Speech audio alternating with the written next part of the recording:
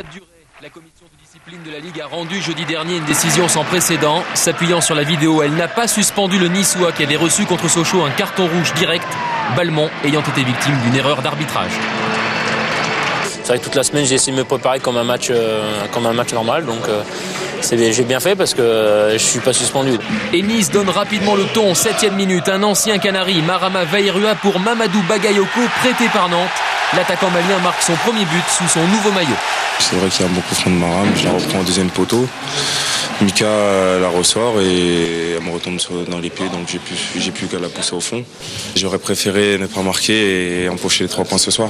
Les 3 points qui semblaient promis en première période au coéquipier d'Olivier Chouafny qui profite de la passivité de la défense nantaise sur les coups de pied arrêtés. Serge Le Disait avait souligné le manque de rigueur de ses joueurs contre Ajaccio.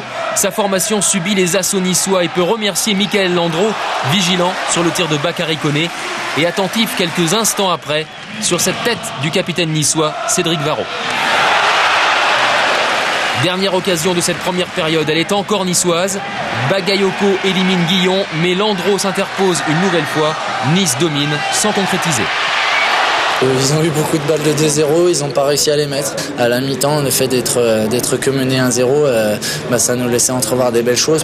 L'entame de la rencontre a souri aux Niçois. Le début de la deuxième période est totalement nantais. 42 secondes suffisent aux visiteurs pour revenir à la marque. Raid victorieux d'Emers Faé. Deuxième but dans ce championnat pour l'international ivoirien qui avait marqué à Rennes lors de la deuxième journée. On a commencé à avoir une meilleure maîtrise. On a mieux tenu le ballon et puis progressivement... on a retrouvé un jeu cohérent qui nous ressemble plus. À chacun sa période, Nantes est en effet transformée. Il manque un coup de rein supplémentaire à Mamadou Diallo pour donner l'avantage à sa formation.